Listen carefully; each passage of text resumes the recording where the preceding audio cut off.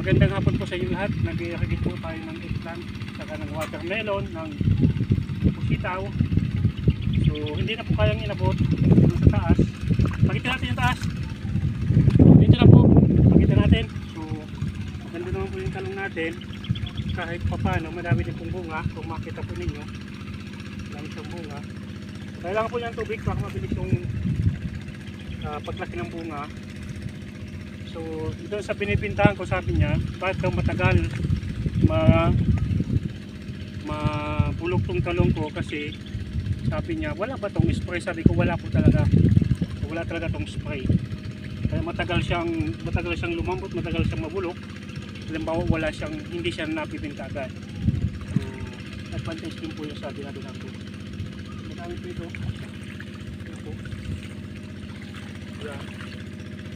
Kailangan po mapatubigan to.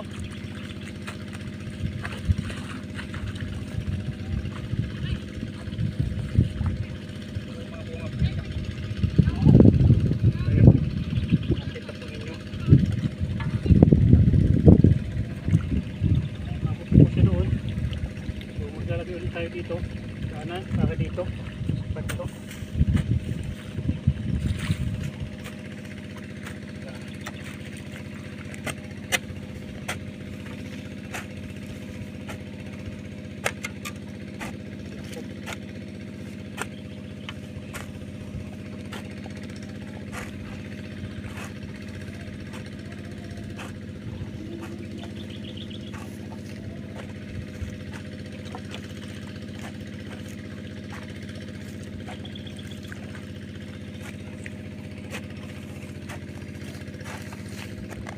Hanggang dito lang po ang patubig.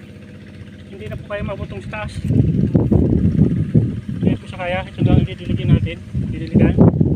Ito talagang patubig po ito. Kasi nabot naman siya ng tubig. Halos nandidilig na po siya.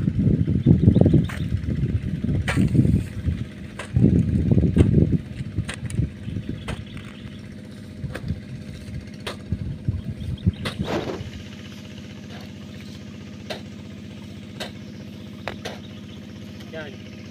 So kung nagustuhan nyo po ang aking video, huwag kalimutan mag-follow sa aking FB page, Ang Dakilang Farmer, then subscribe sa aking YouTube channel. So maraming po salamat sa panonood at sana may natutunan po kayo.